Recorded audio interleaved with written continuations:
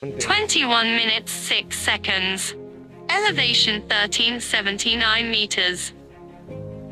Okay, after that update, witnessing these gigantic enormities,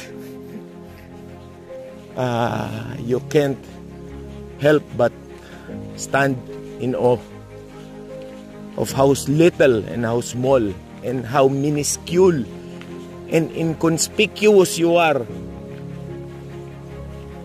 to the grand scheme of things.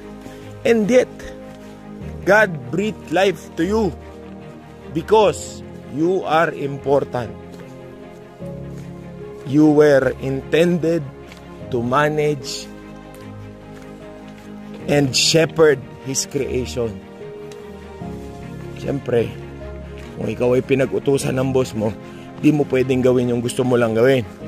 Gagawin mo yung inutos sa'yo.